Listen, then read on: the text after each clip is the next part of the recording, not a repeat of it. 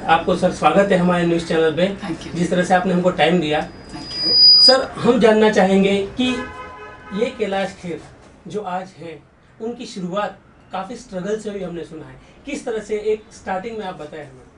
हाँ जी, स्टार्टिंग से मैं बताऊँ, क्योंकि स्ट्रगल इसलिए बढ़ जाता है मनुष्य का जब उसको ये ना समझ आए कि जो लोग पढ़ाई करके और जो एक मेथड की पढ़ाई करके इंजीनियर बनते हैं, डॉक्टर बनते हैं, पायलट बनते हैं, उनका एक सेट गोल होता है, एक टास्क होता है, एक टारगेट होता है। लेकिन आर्ट, स्पेशली संगीत, उसमें भी गायकी, ये तीनों बड़ी कठिन जटिल विधाएं हैं।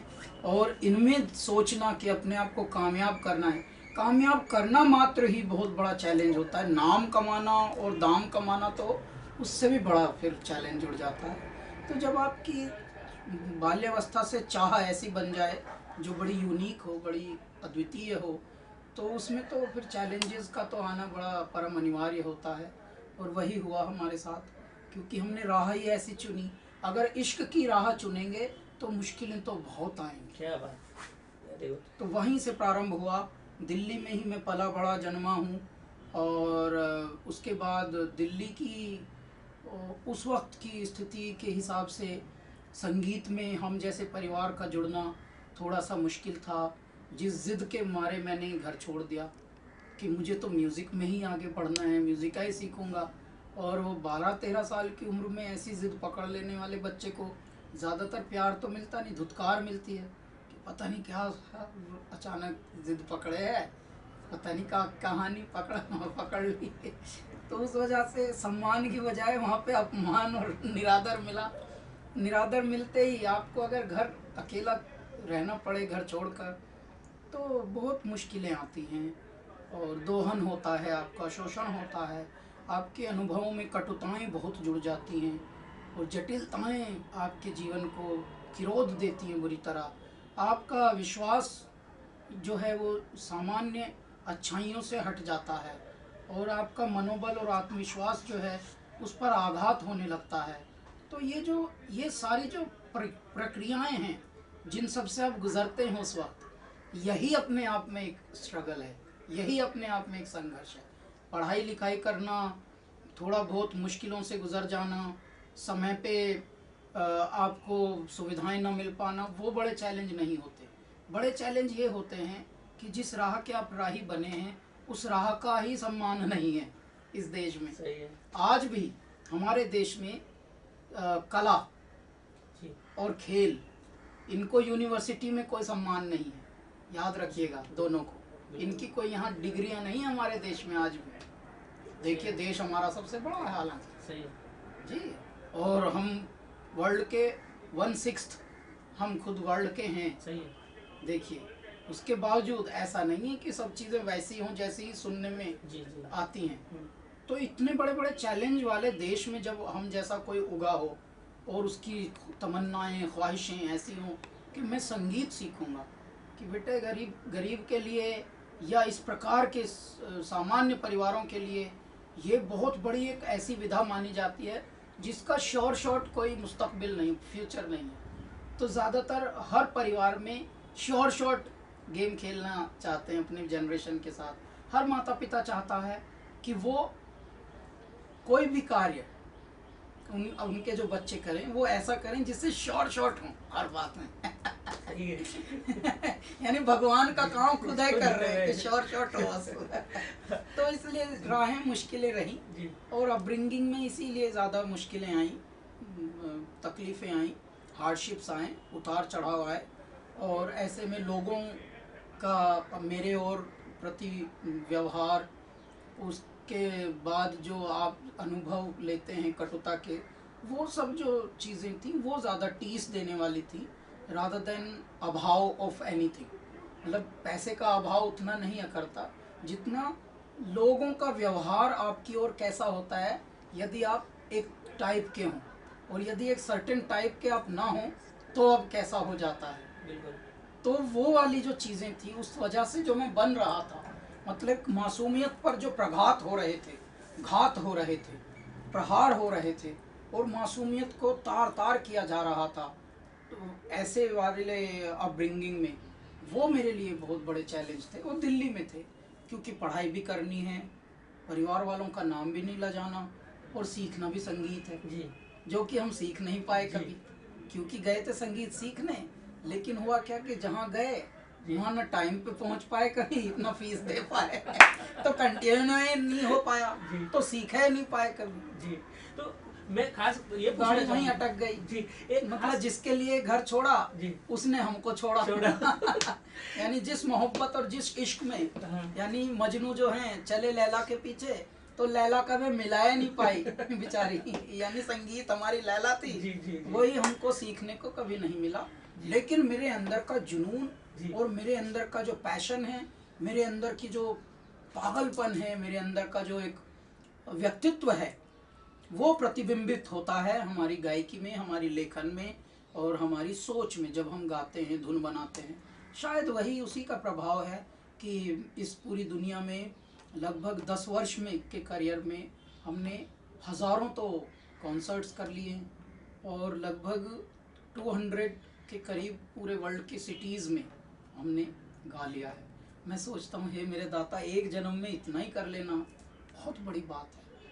200 सिटीज़ मतलब आपने ऑलमोस्ट 1/3 जी ऑलमोस्ट 1/3 वर्ल्ड आपने देख लिया। बिल्कुल। यानी वर्ल्ड में टोटल 300 के करीब देश हैं, बिल्कुल। छोटे मोटे मिला के और बिल्कुल। कॉन्टिनेंट मिला के, जी उनमें से हमने 100-125 तो पेड़ डाली।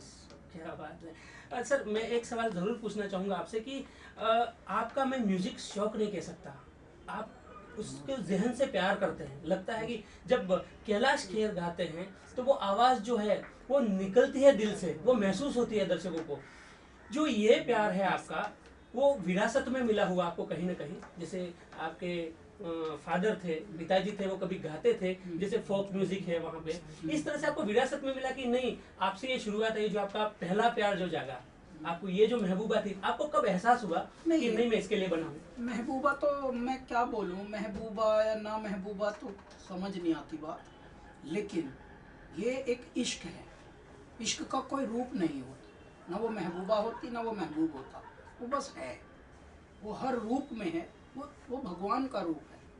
और ये भगवान की भक्ति का ही एक मुझे लगता है प्रतिबिंब है कि हम संगीत को मनोरंजन के लिए नहीं चुने कि मैं मनोरंजन करूँगा, वरना मैं मनोरंजन अगर करता तो मैं डुगडुगी बजाने वाला मनोरंजन करता, कहीं पे भी फूहड़ बातें करता, क्योंकि लोगों को जिससे खुशी मिले और मुझे पैसे मिले, मैं वही करके समाप्त कर देता कहानी को। लेकिन नहीं, मेरी तलाश कुछ अलग थी, और उस अलग तलाश की वजह से आपको तपना पड़ता है, तपना पड़ेगा, रगड़ना पड़ेगा, घिसना पड़ेगा, तभी आपके ऊपर रंग चढ़ेगा।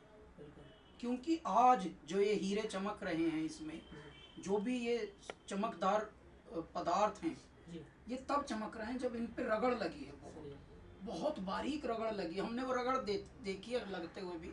हमने फैक्ट्री में विजिट किया था जहाँ ये बन रहे थे, उन्होंने पूरी फैक्ट्री का विजिट कराया हमको पहले, तो एक एक को मशीनों में बांध के दबा के और ऐसे घिसते हैं जी बिल्कुल, एक एक का कोना, बिल्कुल। तब और मशीनों के बाद वो मैनुअल भी एक दो को रगड़ते हैं, लास्ट में इनको ऐसे बनाया जाता है कि अब ये अपनी शेप में आए हैं। और ऐसे मैग्नीफाइंग ग्लास से आँख पे लगा के देखते भी हैं कि हाँ बराबर है, बराबर है। तो बहुत मेहनत की ज़रूरत पड़ती है जी जीवन में, उस डगर पर पहुंचने के लिए, उस चमक पर पहुंचने के लिए जिसकी आप सोचते हैं कि yes now there is this kind of चमक, जिस चमक से इस संसार को भी चमक मिल रही है। तो आज हमारे संगीत में जो भी स्वीकृतियां आई हैं, जिस प्रकार से भी लोगों को अवलोकित होकर रहा है, तो उससे ये प्रतीत होता है कि हाँ ऐसा होने के लिए ही वो जो स्ट्रगल या मुश्किलें थी वो ज़रूरी थी। तो इसलिए हर बात में मुझे ईश्वर का रूप दिखता है। वो भी ज़रूरी था, कष्ट से गुजरना, मुश्किलों से गुजरना। जी मैं एक जैसे आपने बहुत बढ़िया बताया कि जो हीरा होता है उसकी पहचान रगड़ के होती है, काफ़ी उसको देखा तराशा जाता है, उसके बाद में जो असली हीरा होता है वो निकल के आता है। ये जो हीरा असली है वो खुद हीरे को ही मालूम पड़ा कि कोई जौहरी मिला, जिसने उसको तराशा? नहीं, मुझे एक्चुअली ललक थी अपने अंदर की, जैसे मृग के अंदर कस्तूरी बसी होती है, लेकिन क्योंकि मृग जो है वो बड़ी रहस्य में रहता है जी बिल्कुल। कि ये खुशबू मुझे जो आ रही है कहाँ से आ रही है, जी जी तो बिल्कुल। भटकता है इधर उधर। बिल्कुल। मैं भी भटका। मैं इसलिए भटका कि मेरे अंदर की ये जो ललक है, पागलपन है, ये जो मोहब्बत की तरह एक इश्क का जुनून है मेरे अंदर जी। संगीत को लेकर, ये क्यों है मेरे दाता? क्या मैं हीरो बनना चाहता हूँ या मैं फिल्मों में गाना चाहता हूँ, ये है क्या भला? तो तब मुझे समझ अपने ही इंस्टिंक्ट से, अपने ही अंतरात्मा से मुझे एक उत्तर मिला कि yes, there is a something inside, और उसको ऊपर आना है, उसको आगे आना है। जी। तो वो क्या है? वो है मेरी सोच, मेरी समझ, मेरा व्यक्तित्व। तो जब मैं कम उम्र में और संगीत सीखने की कोशिशों में लगा और मैं सीख नहीं पाया, और समय मेरा बीतता गया और मेरी उलझनें बढ़ती गई, सुलझनें थोड़ा कम होती गई, उस जिस वजह से एक नए प्रकार के अनुभव मेरे अंदर समाहित जी। होते गए। तो वो अनुभव भी कब संगीत बन गए, ये मुझे अब समझ आता है। उस वक्त में सोचता था कि नहीं, मैंने वेस्ट किया टाइम, और मैं 29 साल का होकर तो मैं बम्बई आया था। जी। 30 साल से तो मेरा करियर शुरू हुआ, अब मैं 40 का हूँ। जी। तो मैं सोचता था कि हे मेरे दाता, ऐसी वाली क्या बात है जो इतना लेट कर दिया मुझे इतनी मुश्किलों से गुजार दिया कि मुझे अभी तक रास्ताया नहीं मिला कुछ। जी। लेकिन मेरे दाता ने फिर आंसर दिया कि बेटे, जो दाना मिट्टी में गलता है एक दिन वही फलता है। क्या बात, बहुत खूब। क्योंकि समय लगता है, बहुत खूब। किसान भी आज बीज बोएगा और थोड़े दिन फसल को निराई गुड़ाई, बिल्कुल। बीज, पानी, सिंचाई, उसकी ये देख रेख रखता है। इसके बाद बीच में कंपोस्ट या जो भी जी। अंग्रेजी खाद भी डालने पड़ते हैं। जब होता है फिर इंतज़ार करना पड़ता है, प्रार्थना भी करनी पड़ती है, मेरे दाता गलत टाइम पे बारिश ना कीजिए, अच्छे टाइम पे कर जी, दीजिए, बिल्कुल। जी। फिर जाके कहीं फल आता है। बिल्कुल। जी, मैं बॉम्बे का जो सफ़र है, माया नगरी में किस तरह पहुँचे आप, जो पहला मौका है, क्योंकि यहाँ पे शाहरुख खान जैसे लोगों ने भी बहुत स्ट्रगल किया है, कहीं कहीं जाके आपने तो देखा ही होगा कि किस तरह से लोग सालों तक और फिर कहाँ अंधकारमय ज़िंदगी जीने को मजबूर हो जाते हैं।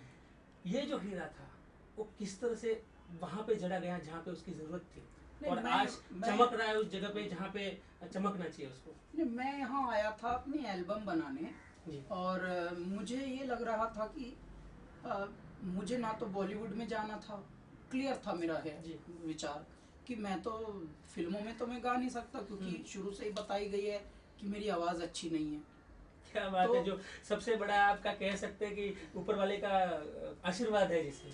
हाँ, लेकिन शुरू में क्योंकि पता नहीं होता, और ज़्यादातर जो पारखी लोग हैं अगर वो एक डायरेक्शन की बात कर दें तो आप फिर वैसे ही जीना पड़ता है आपको। जी। तो ये तो बाद में पता लगा कि कभी कभी होता क्या है कि हम जिसको पत्थर समझ रहे हैं वो निकला हीरा, और जिसको हम हीरा लिए समझ रहे थे वो निकला पत्थर। उल्टा ही होता है कभी कभी। तो ये तो बाद में धीरे धीरे अनुभवों ने चकित कर दिया हमको। तब पता लगा कि नहीं, कहीं कहीं भगवान जी एड्रेस कहीं का दे देते हैं और आपको कहीं और भेज देते हैं जी। कि ये ले बेटा, तू भटकता है। बिल्कुल।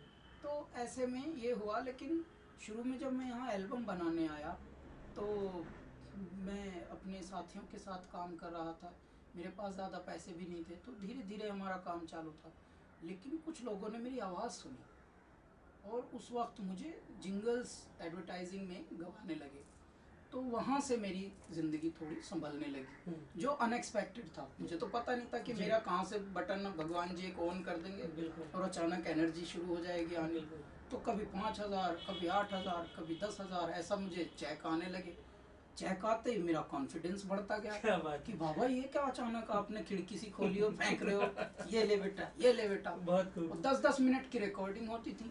बस जाना है, अच्छे से नहा धो के, और स्टूडियो में जाइए, हेलो हेलो हेलो करके कॉफ़ी वॉफ़ी पीजिए, जी आइए प्लीज, और गाइए, 10 मिनट में आप फ्री। क्या बात है। तो मैं सोचता था बाबा ये तो आपने बड़ा चमत्कारी काम किया है, 10 मिनट में, 15 मिनट में फ्री कर देते हो। और काम कितना है? 30 सेकेंड, 45 सेकेंड, चलो 60 सेकेंड, इतने सेकेंडों में काम हो रहा है। और उससे पैसे आ रहे हैं, कहीं 5,000 का, कहीं इस प्रकार से प्रारंभ हुआ।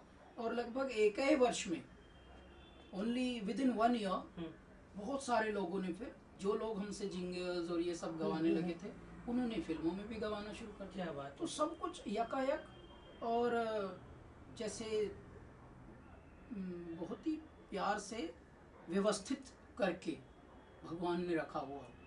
तो मुझे एक के बाद एक मिरेकल जैसे होते गए मेरे साथ, और वहाँ से मेरा जीवन सुलभ हो गया। उसके बाद ये हुआ कि मैं तो एल्बम करने आया था, जब फिल्म का गाना मेरा चर्चित हो गया, लोकप्रिय हो गया, हिट हो गया, मेरा काम बढ़ गया, अब मैं बिजी हो गया हूँ, मुझे टाइम भी नहीं है। पहला गाना वो जरूर सुनना चाहेंगे। हम सुनाएंगे, लेकिन उसका दास्तान पहले जी बिल्कुल बिल्कुल बिल्कुल। तो अल्लाह के बंदे, जब हमारा हिट हो गया तो उस वक्त ये समस्या आ गई कि अब पहले तो बहुत वक्त था, सोच रहे थे कुछ काम हो और मेरा जल्दी से एल्बम हो, लेकिन अब मेरे पास एल्बम है के लिए टाइम नहीं। अब मैं इतना बिजी हो गया, कहीं मीडिया में खिंचाव चल रहा है, कहीं अवार्ड में जा रहे हैं, कभी ये हो रहा है, कभी वो हो रहा है। मैं सोचूं, बाबा तेरी लीला बिल्कुल निराली है, कभी तो एकदम खाली बिठा देते हो और कभी इतना भर देते हो कि खाने तलक की फुर्सत नहीं देते हो। सैड हो बाबा।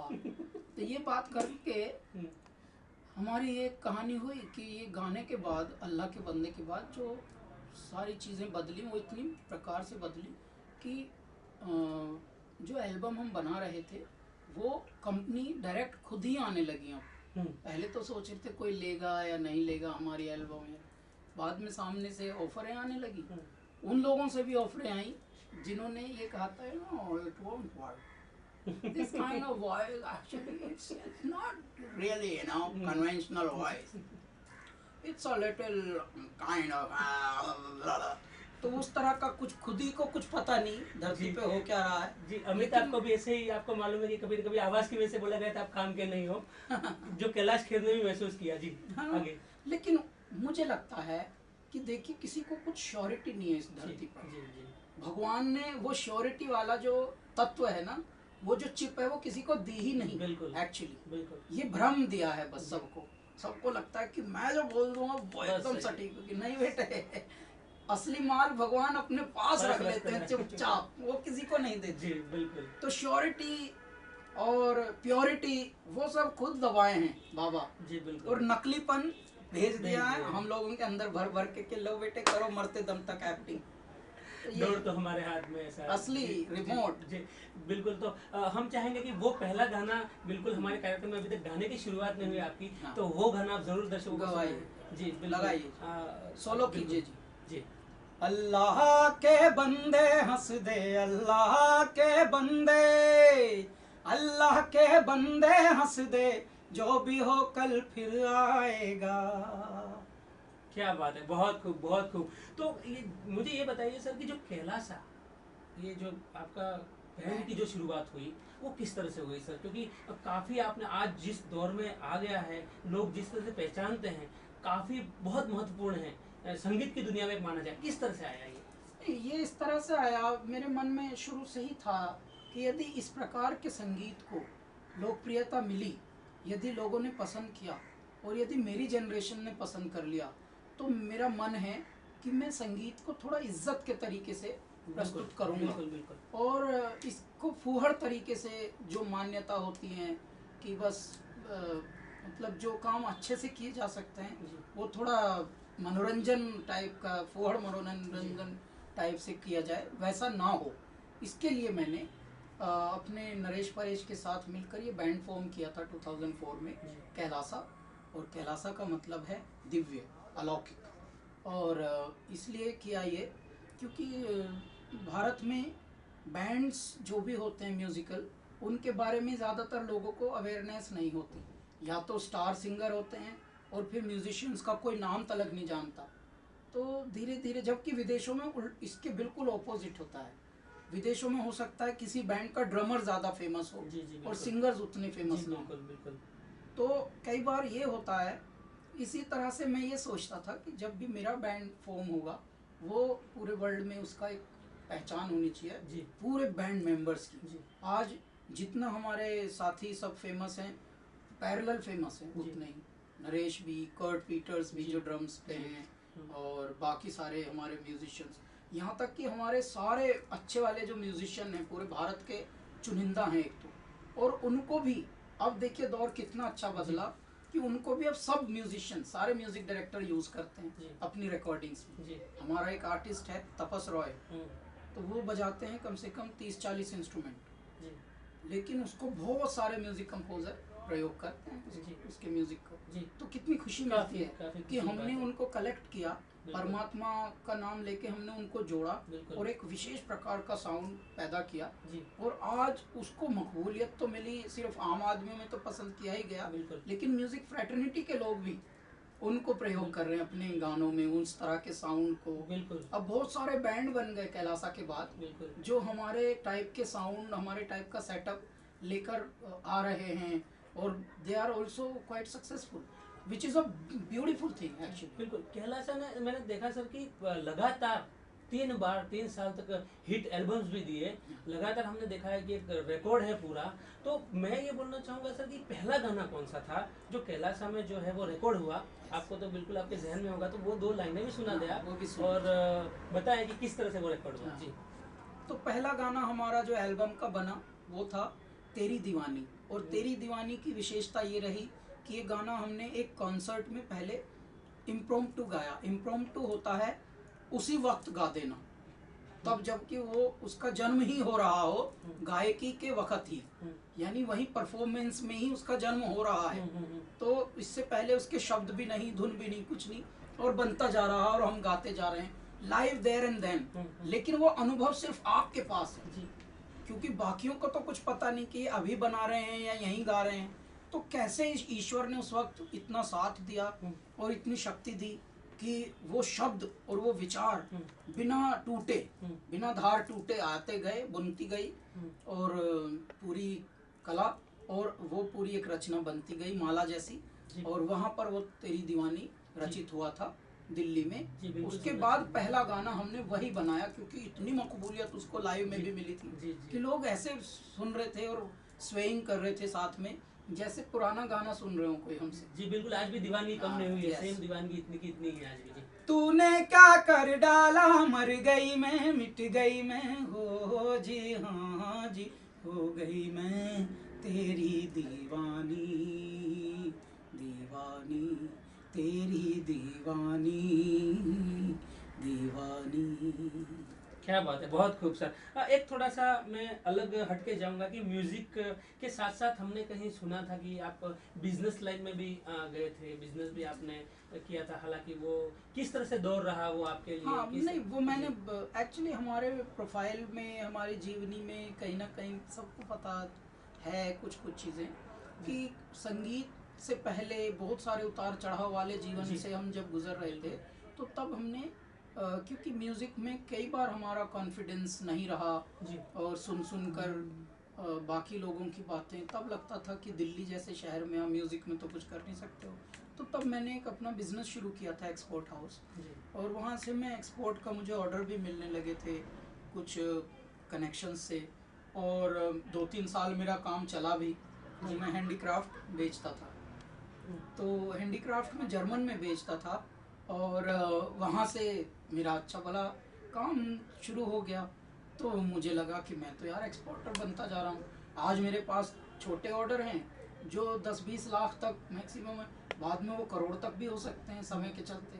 तो मैं तो बहुत बड़ा आदमी बन जाऊंगा, मेरे दिमाग में ये चलते चलते, लेकिन 2 साल में ही, 2-2.5 साल लगभग में मेरा 5वां या 6ठा ऑर्डर था, और उसी पे मुझे कुछ ऐसी प्रॉब्लम आई कि जिसकी वजह से मेरा बिजनेस कोलैप्स हुआ, और बस सब वहीं से सब असली टर्न लाइफ का शुरू हुआ। और उस वक्त जब मुझे फाइनेंशियल ट्रबल आए, फाइनेंशियल के साथ साइकोलॉजिकल, सोशल, बहुत सारे इकोनॉमिकल, तो ये सब प्रेशर जब एक साथ आपको घेरते हैं तो आप सचमुच इतने ज़्यादा टूट जाते हैं। ऊपर से आप 25-26 के करीब के जब हो जाते हैं तो आपकी अलग सोच निर्मित होती है, आपको लगता है now I should be settled and ये वाला। तो मैं 27-28 का होके मेरे साथ ये सब समस्याएं हुई थी, तो मैं और बौखला गया, और फिर से मैं बैक टू पवेलियन चला गया, ऋषिकेश गंगा किनारे एक आश्रम में कर्मकांड सीखने, जो मेरे फादर करते थे। जी, मेरे पिताजी पंडित जी थे, तो अंत में मुझे लगा यार मैं पढ़ लिख के भी यही करूँगा, पिताजी वाला काम ही कर लेता हूँ, कम से कम उसमें श्योर तो रहूँगा। क्योंकि पढ़ी भी हमने ज़्यादा से ज़्यादा संस्कृत है, ग्रेजुएशन पूरा किया नहीं, थर्ड ईयर से छोड़ दिए हैं। तो मैंने कहा अल्टीमेटली तो माल बचा ही नहीं कुछ ऐसा कि जहाँ पे एकदम कोई लूट ले हमको। तो मैं वापस चला गया। और लेकिन जब आप एक एज के बाद सीखने की भी एक आयु होती है, पढ़ाई की भी एक आयु होती है, तो वहाँ पर मेरा दिल नहीं लगा छात्रावास में। और मुझे मन मेरा कसोटता था बार बार कि यार अब पंडिताई तो नहीं करनी कम से कम, इससे अच्छा तो मर ही जाएं। क्योंकि अब यजमानों के यहाँ जा जा के ये कोई इतना ग्रोथ वाला काम नहीं है।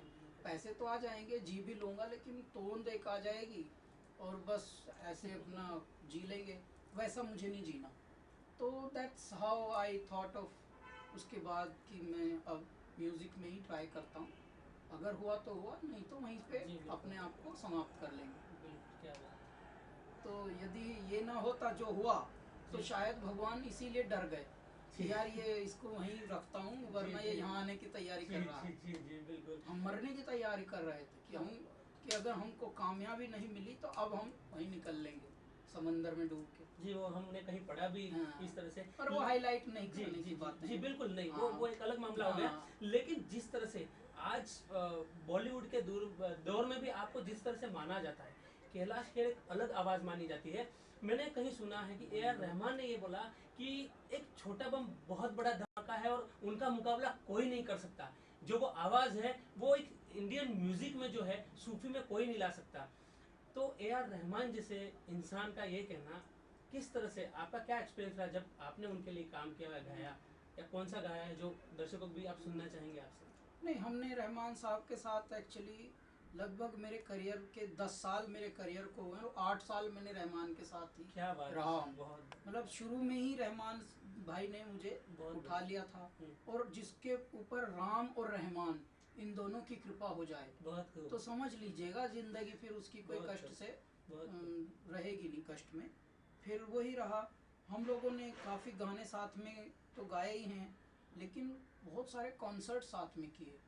और उनका सादगी और उनका बड़प्पन इसी में है रहमान भाई का, कि वो ज़्यादातर रिश्तों का बोझ नहीं लादते किसी के ऊपर, सबको प्रेम करते हैं, लेकिन एकदम निस्वार्थ और तटस्थ भाव में।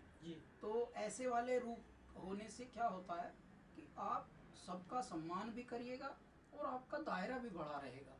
तो वैसे वाली चीज़ों के साथ हमने बहुत फिल्मों में उनके लिए गाया। मंगल पांडे के 5 गाने गाए थे मैंने, जी, जो काफ़ी मैं बोलना चाहूँगा। और उसमें को आज भी उसमें आल्हा गाई थी हमने, आल्हा स्टाइल से गवाया था हमको। वो हम बिल्कुल सुनना चाहेंगे, वो भी हम सुनाएंगे, वो भी आप चिंता न करें। उसके बाद हमने यूं ही चला चल, शाहरुख खान की फिल्म थी स्वदेश, उसमें वो गाया था।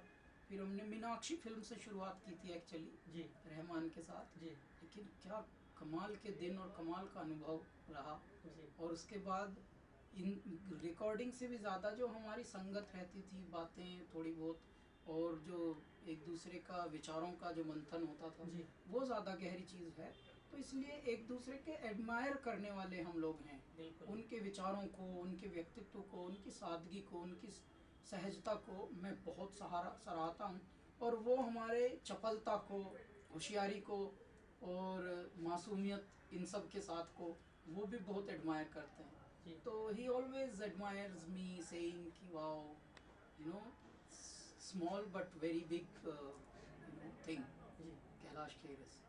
And he says that Kailash has a pure voice, pure soul. जी बिल्कुल, मैंने उनको सुना है, इसलिए मैंने ये चीज़ कही। तो दर्शक बिल्कुल चाहेंगे कि तो मैं बताता हूँ कि बनारस का चित्रण इससे पहले ऐसा किसी ने किया नहीं जैसा जावेद अख्तर साहब ने लिखा। और इन्होंने धुन बनाकर, धुन तो ये ट्रेडिशनल है, आला धुन, लेकिन हमने बताई रहमान भाई को कि ये वाली धुन है आला की। तो उन्होंने इस पर ये बोल चिपका के ऐसा साउंड प्रोड्यूस किया कि धनननना धनननना धनननना सबने सुना रे, ढंग का बोले धुम धुम जागो जागो अब तुम नींद में हो क्यों गुम हो, जागो रे जागो जागो रे जागी जागी हैं धरती सारी और जागा जागा है अंबर, जागी जागी हैं नदियाँ सारी और जागा जागा है सागर। जागो भोर आवे जो गंगा नहाने, रात हर घाट से हट जाए, सूर्य किरणों की तलवार ताने और अंधियारा सब कट जाए। कोई तट पे ही धूनी रमावे, कोई दर्शन को झटपट जाए, जो भी आवे मन की पावे, पाप सब जन्मों का धुल जाए। खुले सभी के भाग का द्वारा, सभी कुशल मंगल हुई जाए। मंगल मंगल मंगल मंगल मंगल मंगल हो, मंगल मंगल मंगल मंगल मंगल मंगल हो। बहुत खूब, बहुत खूब। काफ़ी मतलब वही आवाज़ जो फिल्मी लोग सोचते हैं। आज हम बड़े खुश नसीब है कि आज वही शख्सियत हमारे सामने बैठी है। सर मैं आज ये आपसे जानना चाहूँगा कि बॉलीवुड में आपने तो काफ़ी गाने गाए हैं, एक सूफी संगीत है उसकी पहचान दिलाई है तो एक कैलाश खेर है, लोग पहचानने लगे हैं उस आवाज़ को ही नहीं, उस संगीत को भी, उसके जादू को भी। बॉलीवुड में आजकल जिस तरह के गाने बन रहे हैं सर, कहीं ना कहीं आपको नहीं लगता कि वो दौर के गाने और आज के दौर के गाने या जो प्योरिटी आपके म्यूजिक में है वो कहीं नहीं मिलती है, लोग दूसरे दिन भूल जाते हैं, क्या लगता है आपको? हाँ, मुझे लगता है थोड़े थोड़े प्रयोग होते हैं और प्रयोग कभी कभी उतने सिद्ध भी नहीं होते, लेकिन शिकायत मुझे नहीं लगता कि होनी चाहिए, क्योंकि जहाँ पर कम अच्छी चीज़ें हैं वहाँ ज़्यादा अच्छी भी हैं। तो ऐसे में दोनों का एक मिश्रण है।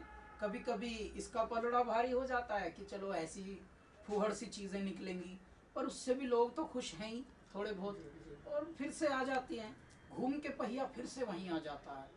अंततो गत्वा प्रकृति अपना बैलेंस स्वयं कर लेती है। जहाँ ज़्यादा अति होती है किसी भी चीज़ की, उसके बाद वो फिर से उसको चक्र को घुमा के बैक टू स्क्वायर वन पे ला देती है। तो मुझे लगता है कि एक दौर आता है जहाँ जब कभी कभी सस्ते शब्द, सस्ते विचार लिखे जाने लगते हैं, गाने लगते हैं, लेकिन लॉन्जिविटी जो होती है, जो सस्टेन चीज़ें होती हैं, जिनकी ड्यूरेबिलिटी होती है, जिनको आप कालांतर तक, आने वाले टाइम तक याद रखें, ऐसी चीज़ें हमेशा अपना अस्तित्व बनाए रखती हैं। कितना भी नई नई चीज़ें जो कम समय के लिए उगती हों, लेकिन जो गहरी चीज़ें होती हैं, जिनकी सचमुच की परख सब लोगों को होती है, जिनमें सचमुच शक्ति होती है, तत्व होते हैं, वो फिर उनका सब जगह बहुत वो रहता है। जी, कमर्शियलाइज होना बुरी बात नहीं है, हम मानते हैं, लेकिन जो कैलाश खेर हैं वो किस तरह से इस चीज़ को कमर्शियल, आज वो सब कुछ है जो ऊपर वाले का दिया उनके पास में, लेकिन आज भी वो वही चीज़ परोसते हैं जो उनको पसंद आती है। पहले एज ए लिसनर्स वो खुद पहले, तभी वो दर्शकों तक आवाज़ जाती है, सुनने वालों तक आवाज़ जाती है, उनके श्रोताओं तक, तब जो पसंद है वहाँ तक जाते हैं। कभी कैलाश खेर कमर्शियलाइज होने की सोचते हैं कि नहीं, थोड़ा पैसे की तरफ भी ध्यान दिया जाए, क्योंकि छट के चीज़ें आती है आपकी तरफ से, क्या कहेंगे? क्योंकि मुझे लगता है मेरा जो धन या मेरा जो उपलब्धियां हैं, वो हैं जो हमारे भारत की सामान्य रूप की जो दुनिया है, भारतवासियों के जो हृदय में थोड़े जज्बात होते हैं, वो मेरा धन है। वो उनकी फीलिंग्स, उनके इमोशंस। तो जब उनका कनेक्ट मुझे मिलता है, उनका जुड़ाव मुझे मिलता है, जो मेरे शब्दों में, मेरे विचारों में होता है, तो उससे लगता है कि यस, मुझे वो मिला जिसकी मैंने ख्वाहिश की थी। तो पैसा तो देखिए, जितना आपकी तकदीर में लिखा है वो फिक्स्ड है। मरते दम तक आपका कोटा इतना है, हर चीज़ का। खाएंगे आप इतना, जी बिल्कुल, है ना, सम्मान आपको इतना मिलेगा, असम्मान इतना मिलेगा, बिल्कुल बिल्कुल, दुख आपको इतना मिलेगा, दिल आपका इतना दुखेगा, जी बिल्कुल, और सब चीज़ का, अच्छे बुरे का एक कोटा है हर मनुष्य के जीवन जी का। बिल्कुल, और वो कोटा मैं निर्धारित नहीं करता हूँ, उसमें सिर्फ मैं ग्राफ घटा बढ़ा सकता हूँ। कैसे? सुकर्मों से। सही है, ठीक है, बहुत बाकी खूब, कंट्रोल बहुत जो है वो किसी और शक्ति के हाथ में है। बिल्कुल, जब वो शक्ति के हाथ में है वो कंट्रोल, और कोटा सबका फिक्स्ड है जनरली। तो ऐसे में मैं ज़्यादा टेंशन लेने की बजाय मैं ये करता हूँ कि मैं, मेरे पास चॉइस है। जैसा आपने बोला, मैं भी बहुत कमर्शियल हो सकता हूँ, फूहड़ बातों पे ज़्यादा ध्यान दे सकता हूँ, लेकिन मुझे पता है आज क्षणिक सुख तो मैं ले लूँगा और क्षणिक सुख में दे भी दूंगा लोगों को, लेकिन कालांतर में आने वाले टाइम में नेक्स्ट जनरेशन्स में जब भी हमारे बारे में केस स्टडी होगी, या तो होगी भी नहीं, यदि होगी भी तो हमें कार्टून या कला उपहास का पात्र बनाकर होगी। वैसा नहीं होना चाहिए देश में, क्योंकि जो भी उगा है उसका कहीं ना कहीं कोई अस्तित्व होना चाहिए, और कोई अस्तित्व होना चाहिए तो उसमें कोई सब्सटेंशियल बात होनी चाहिए, गंभीर विचार होना चाहिए, जिससे लगे कि हाँ यार वैसे तो बहुत लोग हुए लेकिन ये एक हुए हैं, इनका भी इस युग में इनका बड़ा वर्चस्व रहा। क्योंकि भारत में एक से एक, भारत जो कहते हैं ना जो देश है वो रत्नों का देश है, तो यहाँ रत्न मात्र ये पत्थरों के रूप में ही नहीं उगे, यहाँ मनुष्यों के रूप में भी रत्न उगे हैं।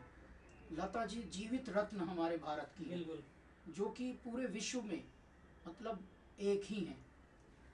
सचिन तेंदुलकर पूरे विश्व में एक हैं, अमिताभ बच्चन पूरे विश्व में एक हैं, रहमान एक हैं। तो इस तरह के जो एक ही हों तो उसका मतलब तो रत्न है। बिल्कुल सही है। और ऐसे तो कितने हमारे यहाँ कहते हैं, वैसे तो 9 रत्न थे अकबर के यहाँ, हमारे यहाँ तो 9,000 या 9 मिलियन रत्न हो सकते हैं यदि आप ढूंढें। हर गांव में एक न एक कोई रत्न होगा यूनिक। भारत तो ऐसा है, ज़मीन से उगते हैं यहाँ रत्न, लेकिन बस यही है कि सबकी तकदीर नहीं होती वो फ्रंट तक आने को। बिल्कुल सही है। अच्छा डीवी डालनी है क्या तुमको? डाल दो। डाल लो भैया, डाल डाल दो।